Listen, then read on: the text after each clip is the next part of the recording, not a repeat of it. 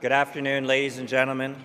From the Carlew in downtown Toronto, welcome to the Empire Club of Canada. For those of you joining by webcast or podcast, welcome to the meeting. This is a very special gathering of the Empire Club, and it's been a long time in the making. For 116 years, the Empire Club has been welcoming nation builders from around the world, from Winston Churchill and Ronald Reagan to the Dalai Lama and Indira Gandhi. We have offered our podium to those making meaningful contributions, important contributions, to their community, to their fellow citizens, and to our country. In providing a stage for important conversations, we've welcomed people from all backgrounds, from all perspectives, and of all accomplishments. And we've done it for a long time, which is why it's surprising that someone would come to us after 116 years and say, "You've missed something." But that's true, we had missed something. That led to some sharp minds getting together. They realized that there is another role for the Empire Club.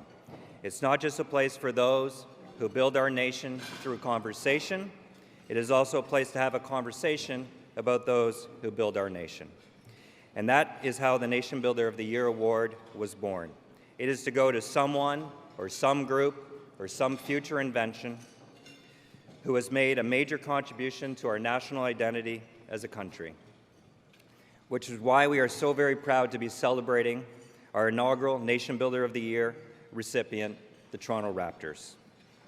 Our idea in putting together today's program is in keeping with the history of the Empire stage, a place that hosts people who have something important to contribute to the public dialogue.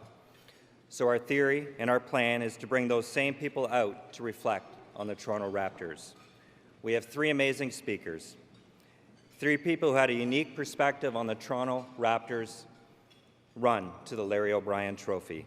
We have a civic leader whose blazer for a moment became as famous as him, who perfectly represented the pride we shared in We the North, not just for our city, but for our country. We have someone who came by a nickname more honestly than anyone before him, a man who has been to every Raptors home game since day one. And we have someone who was courtside with a journalist's eye who helped tell the Raptors story in real time. So let me introduce the first of these three speakers. It's my honor to welcome to the stage the Mayor of Toronto, John Tory.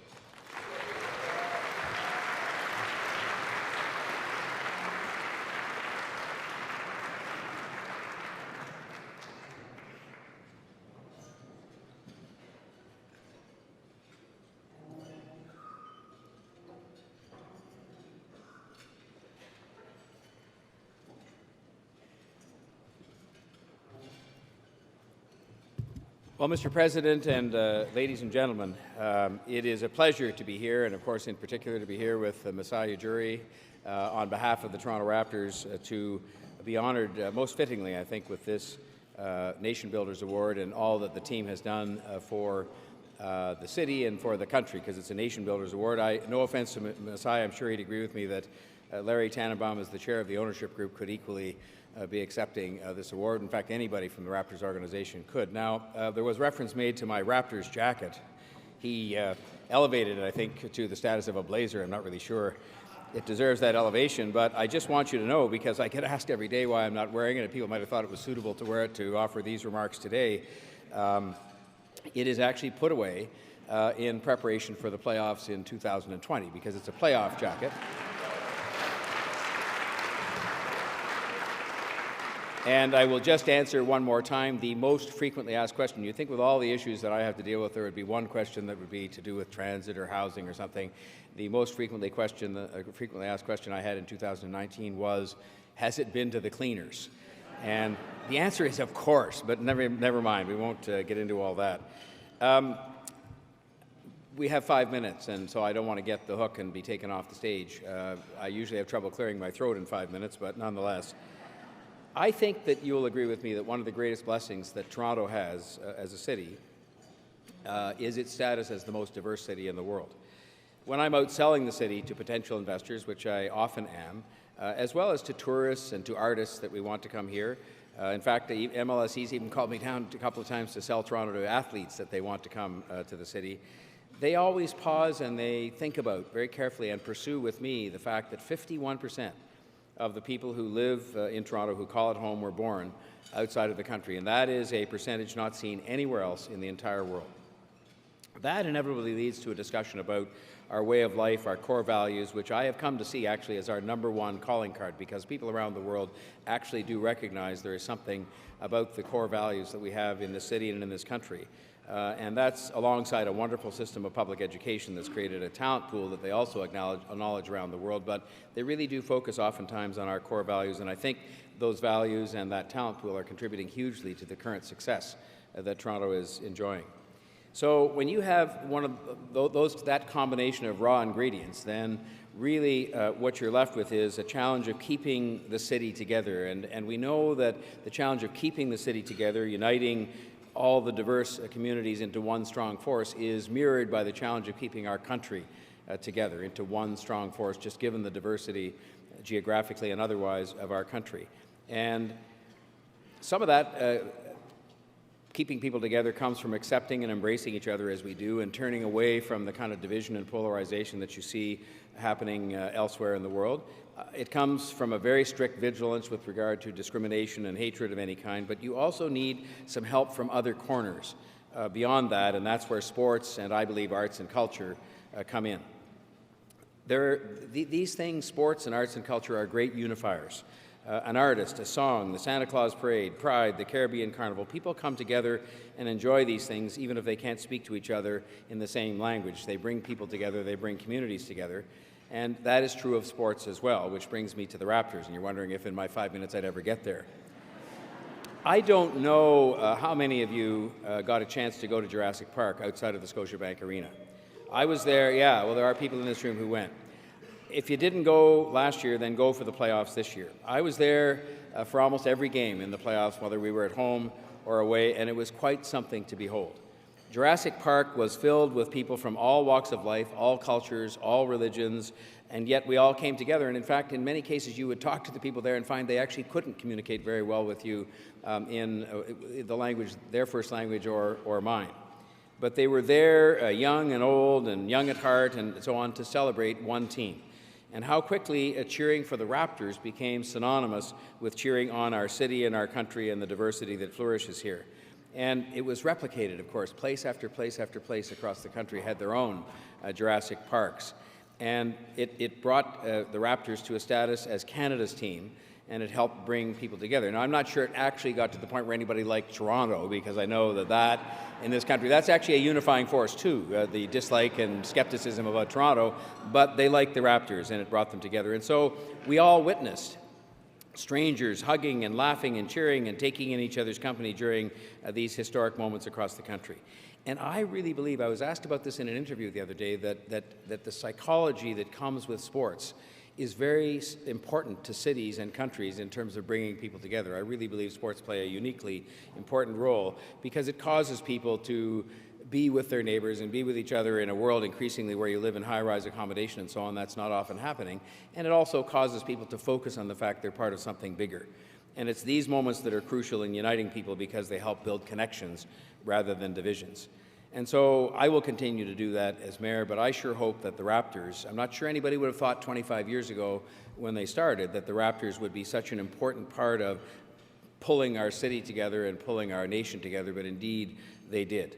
And the team under Masai's leadership and the ownership group that Larry chairs has embraced our Toronto way of life. They've embraced our Canadian way of life.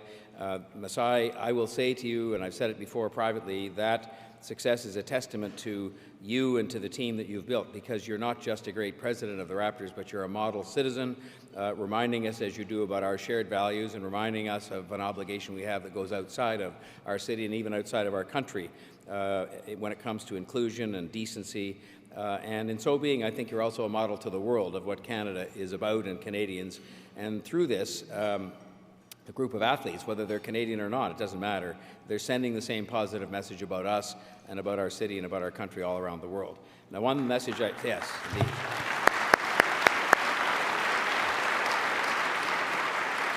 Masai, as the person chosen quite appropriately today to receive this award on behalf of the Raptors, I will first of all, just repeat something that I told you privately, and I think it should be well known to everybody here, and it's part of the rules.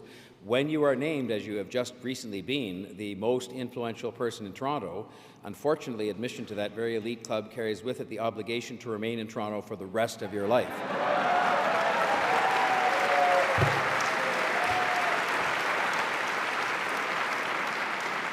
So I will say to you, Masai, thank you for choosing Toronto as your home. Thank you for the work you're doing on and off the court and here in Canada and elsewhere in the world. It's all important. It is helping to bring this country together. It's helping to bring the city together. It's helping to make both the city and the country a better place for people to live. And I would ask you to extend to the entire Raptors organization who are receiving this award our thanks, not only for bringing us joy in the championship, but for bringing a diverse city together, for bringing a diverse country together. That was a real act of nation building. I'm sure that wasn't first on their minds, but it sure ended up doing the job. Thank you very much.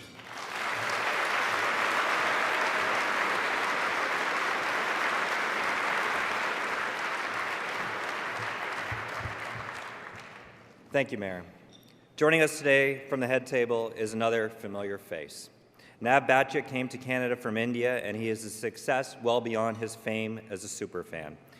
I think for Canadians, his embrace of the 2019 championship Raptors somehow perfectly crystallized how our nation felt about cheering for this team. From seeing Nav on TV pumping his fist to overhead shots of Jurassic Parks across the country, this fan experience felt like a reflection of our growing nation. The Raptors were the first NBA franchise to win a championship outside of the United States. We the North was something different than the world had ever seen of Canada before. All of us watching every second of it, there was the standard bearer representing our nation, and he is here with us today. Please welcome to the stage superfan Bhatia.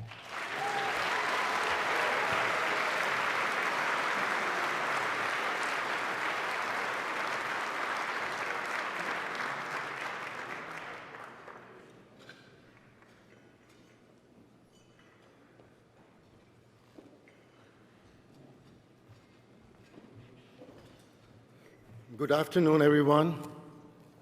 How are you guys doing? I expect a little better than that, guys. How are you doing? Thank you, thank you.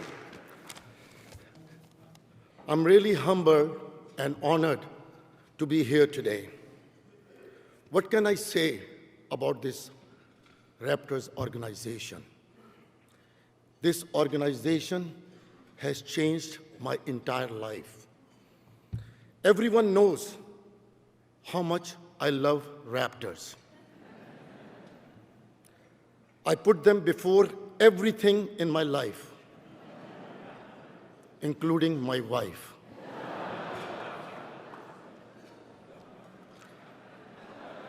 Yeah, you can laugh. I have some tough times at home, but you can laugh.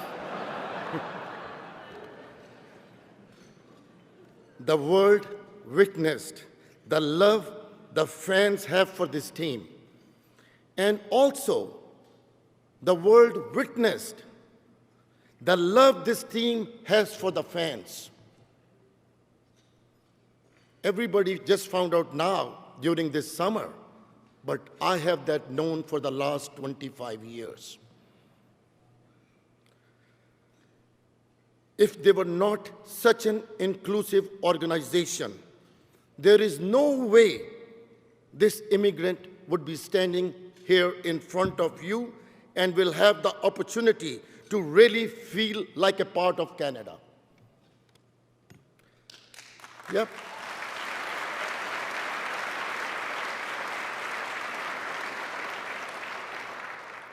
You have changed my life and for many others. Thank you, Mr. Larry Tonnebaum. Thank you, Masai Ujiri. And thank you to the entire Raptors organization. There is no more deserving to get this prestigious Empire Club's Nation Builder of the Year award than the Toronto Raptors. Yes.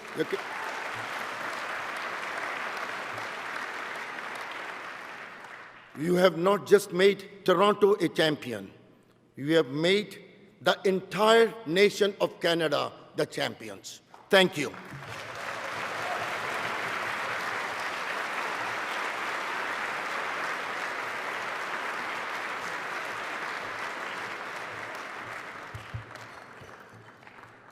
I'm very excited for our next speaker. First, because she is an absolute top-notch sports journalist who began with TSN Radio in 2015 and whose great work and profile is only growing.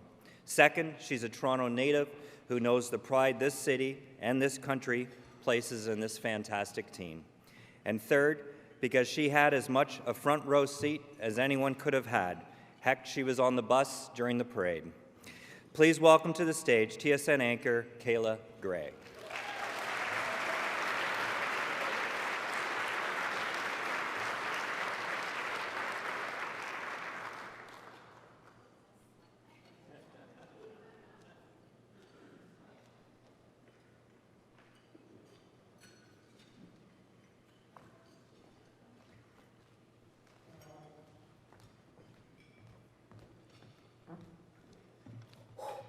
I didn't trip, y'all.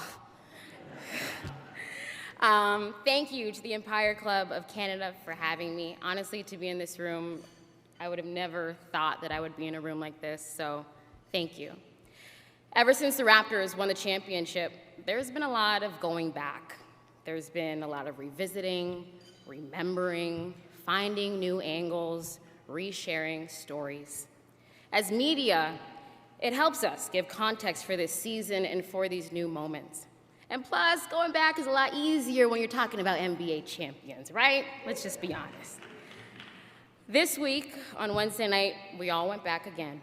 And during the Raptors' perfect tribute video to Kawhi Leonard, there was a moment, and it stood out for a lot of us. The whole arena dips to black. Cue Matt Devlin. Kawhi, up top, looks at the clock, turns the corner, for the win. And thank God he is not in this room because he's probably gonna laugh at me for saying that. But as the call goes, Kawhi steps towards what we now know as the shot, light up. Footprint, mark, legacy. Now we all know where the footprints of that team would end up from that moment on. But for a country that watched, held its breath, then exhaled, where did these illuminated steps begin? For me, they started in a gym, pharmacy in St. Clair, West Scarborough Boys and Girls Club. An 8-year-old kid from Scarborough in line to play endless games of bump, 21, spontaneous runs, you name it. They literally would have to drag us out of the gym to stop playing basketball. But it was there, in those moments, for me, a kid with a not-so-picture-perfect childhood, I found my safe place. Home, friends that I still have to this day, and that is what basketball has given to me. Now, when it comes to the Raptors over the last little while, it's felt like this beautiful exchange between people of notes, origins, whys. For some, they take it back to '94 when the jersey was dropped, the purple, red, black, and considered really risky at the time, massive logo, but that's what roped them in.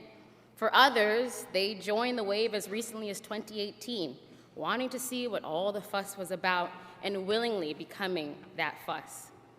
Through all the stories, the most common word used when talking about the draw to this franchise is different. But almost always, the word that proudly follows after is ours. No better illustration than being at a Raptors game. First-gen Canadians, newcomers to our beautiful country, tourists, the strong presence of a female fan base, different backgrounds, different, but ours. I think back to before the 2018 season started, and a media conference with Masai Ujiri took us to church when a question was asked about Toronto not being an ideal destination. He said, "The narrative of not wanting to come to this city is gone." And then he went on to say, "Believe in this city and believe in yourselves." And they did. Fans believed. The country believed. And eventually others, they started to believe. By that time, though, it didn't matter. Gone were the days of the need for any outside validation. If there's one thing I've learned about fans of the Toronto Raptors being part of the coverage, it is that they are loyal, and throughout the years of growing, sometimes peaks, there were growth spurts, but like any other team, there were a lot of growing pains. But during those times, loyalty and patience were everything. But the 2018-2019 season just felt a little different. There was a different kind of swagger. Yeah, we know we're different, but the team is ours. And the country showed up in ways for this team like never before. 2018-19 was the most watched Raptors regular season ever. When the Raptors clinched the title in Game 6 of the NBA Finals, 15.9 million fans tuned into TSN during that game. 15.9. That is 44% of the country. Now, I would argue that the rest of the country could be found on standby at Yonge and Dundas waiting for word that they could start living their best lives until 5 in the morning the next day. But the impact was undeniable. During the run, we saw Jurassic Parks pop up all over the country. Photos of people crowding around that one phone or laptop on planes, refusing to miss a thing, no matter where they were. Countless videos of viewing parties, big or small. The country was all in, captivated, united. Listen, it is what it is. Winning helps, but I think at the root of all of it is heart and feel. And that's why that moment on Wednesday resonated for so many of us in this country. We didn't even see the shot, but we didn't need to. We know, the world knows. I would argue it's not the pictures that bring you back, it's all feel. And it stretched far beyond that moment. It was the championship run. It was the millions of people who flooded the streets of this wonderful city for the parade, to celebrate, to be together. Now, I might get in trouble for admitting this, but we planned for a 2.5-hour broadcast on TSN that day. 2.5 hours. Looking back, that was a really cute idea, wasn't it? It was as if the fans were like, yeah, 2.5 hours, nah, take 6. But we loved every moment of it. I was on the bus with Norm Powell, Chris Boucher, and Danny Green. If you saw the videos, you knew it was the time. But while I was there setting up for interviews, I looked into the crowd, this beautiful mosaic of faces, and I'm seeing some familiar faces. But the ones that stood out to me were those who were in the gym with me as kids at the West Scarborough Boys and Girls Club. And that feeling of reunion, excitement, solidarity is what that championship run, this team, has given a country.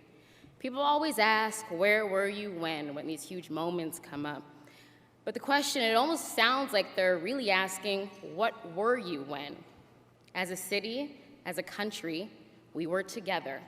We were united, we, the North. Thank you.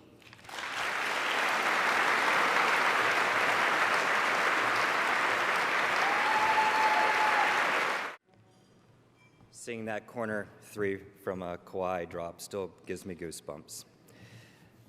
As it says on this award, for the remarkable character and tenacity demonstrated during the team's historic run to the 2019 NBA Championship, which cut across all demographic, economic, cultural, and geographic divides to bring together a country behind the iconic We the North rally cry. It's my honor on behalf of the Empire Club of Canada to present the Nation Builder of the Year Award to the 2019 Toronto Raptors. Masai, Ujiri, will you please come upstairs?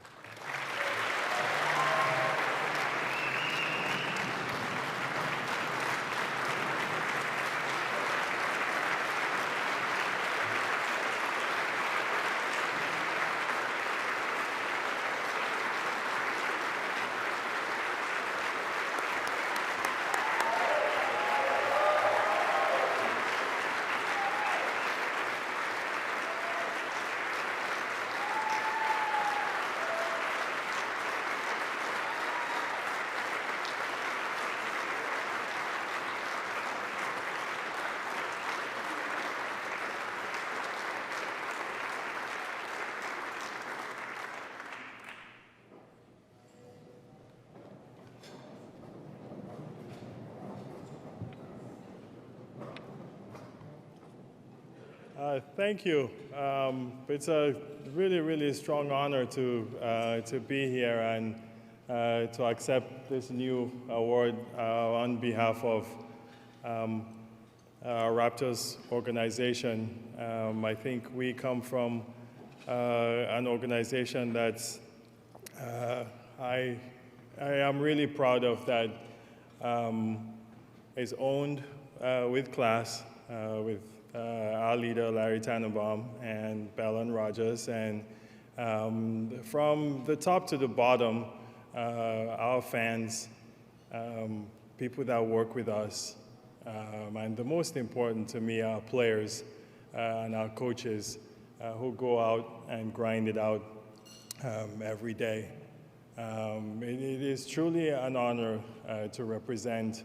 I didn't only see it, and I don't only see it as the Raptors, but a great country, great people that I feel can even be bigger around the world with what we do. I thank you to the city, to the mayor, everybody that has supported this, to the Empire Club for creating this award. I want to say that our organization is progressive. It's progressive, and for me, there's only one way and one thing we do. You play sports for only one reason: to win.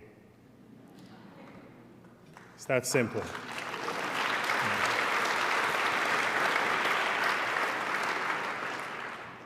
But I want all of you to think about winning. Winning not only on the court, but winning off the court. And when you win, it's by bringing people along. You bring people along, you bring youth along, you bring women along, you bring young girls along. We move our egos aside and become bigger. We in Canada have to teach the rest of the world. And starting from here, we have to be bigger, okay? We have to include, we have to be progressive, and we have to grow. And we have to teach the rest of the world to be good people, just like we are. Yeah, but it starts from here. The responsibility is in this room, okay? Be progressive, grow, and open your minds up to what's going on in the world. It's important because we use sports. We use sports as our platform. Use your platform to grow and to be bigger. God bless Canada. God bless Canada, and thank you for this award.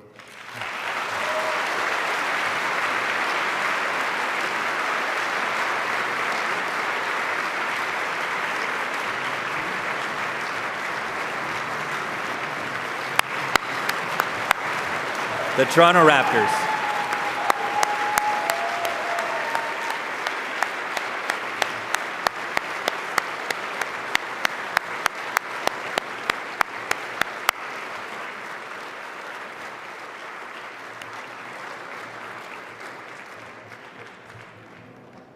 I am pleased to welcome Mike White from IBK Capital.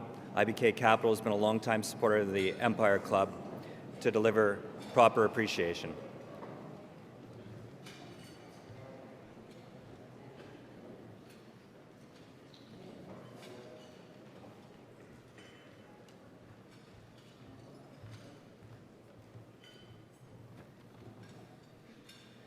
Mr. President, distinguished head table guests, fellow members and guests of the Empire Club of Canada, I have the pleasure to express our formal thanks to the Raptors and to our key speakers here today. Of course, Toronto Mayor John Tory, Superfan Bhatia, TSN's great Kayla Gray, and of course the very impressive Masai Ujiri, who has accepted the award on behalf of the Raptors. Thank you so much. Today, the Empire Club of Canada is celebrating the Nation Builder of the Year award for the first time. To quote from the Empire Club's website, the Nation Builder of the Year award formalizes what the Empire Club of Canada has been doing since 1903, celebrating and providing a platform for people who are building our country. Since its founding over a century ago, the Empire Club has played a pivotal role in many of our country's major milestones. That's why the focus of this award is on the efforts by a Canadian individual or a group of individuals who are making a significant contribution to this country. The Raptors have done just that and continue to honor our great country. We are proud of our Canadian basketball team and all it has done for our citizens. We all saw or heard or read about what the Raptors did. We have seen the benefits of developing athletic skills, teamwork, healthy competition, done with all their heart, combined with hard work, persistence, intelligence, and enthusiasm. And I'll add one more, they did it gracefully, truly Canadian. They leave it all on the court, time and time again, inspiring generations to strive for great things and expect great results. We are very proud of our Toronto Raptors, the team, the athletes, the coaches, the fans, families, and friends. Please join me in a very warm and special thank you to all that have made today possible, the sponsors, the award committee, today's speakers, and of course, the Nation Builder of the Year award-winning Raptors. Thank you.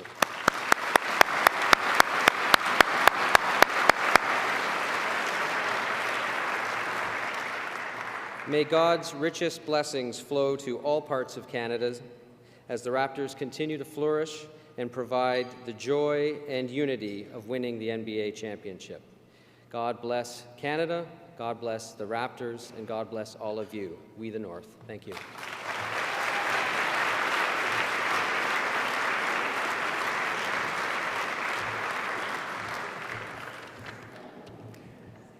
Well, that was wonderful, and I'm glad everybody got to participate in the inaugural Nation Builder of the Year Award. We have many events coming up. Please look at our website. On January 9th, we have the Investment Outlook, and on January 15th, we have the Ontario Leadership Debate. Thank you very much. This meeting is adjourned.